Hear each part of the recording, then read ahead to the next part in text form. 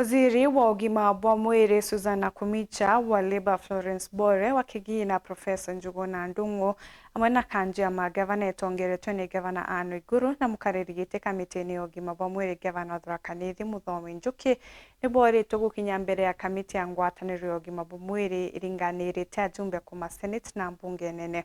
BUBU ni nyuma yabo kurega gukinya mbere ya kamiti umuthenya jana arua bona kinya kiama ya SRC ni boretwo gukinya kiumia twitite turatukumenyithwa ni Anthony Kathenya.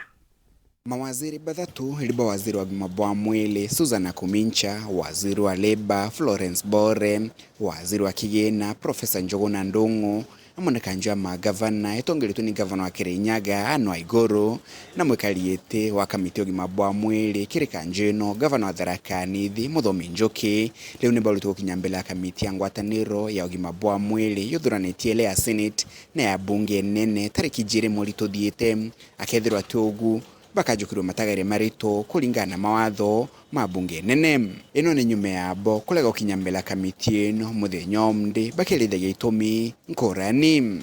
Bangi balaba ulito gukinya mbele ya kamiti ino ni nkiama kule misara ya SRC na ile utingo gibwa mwingi PSC. The relevant cabinet secretaries be summoned as per our standing orders. The Council of Governors Chair summoned.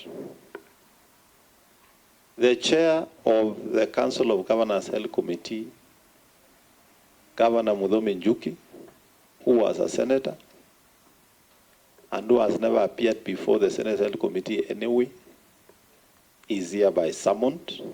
On 2nd of May 2024. Abunge na maseneta ba kamiti ino ni bamenete mawaziri baba hamwe na kanjini ya magavana ni kurega gukinya mucemanio niojo na kugweta tebate kujukia MUGOMO mandagitari no ruto kagita kale akenya baingi badite na mbere kwangaika kumana na MUGOMO jo. And we should start with Madam Waiguru and Muthomi Njuki, because the two of them are the face of this arrogance, and they seem not to care about people dying. They don't even remit their money to KEMSA chair. You get hospitals, they don't have money. You ask KEMSA why they don't supply drugs. They tell you they delay to remit the money for paying for drugs in KEMSA. I could not imagine that COG could fail to attend such a meeting. Perhaps we need to interrogate our constitution, whether COG exists legally or is just a mere club. Mr. Chairman, we cannot continue, entertaining such contempt.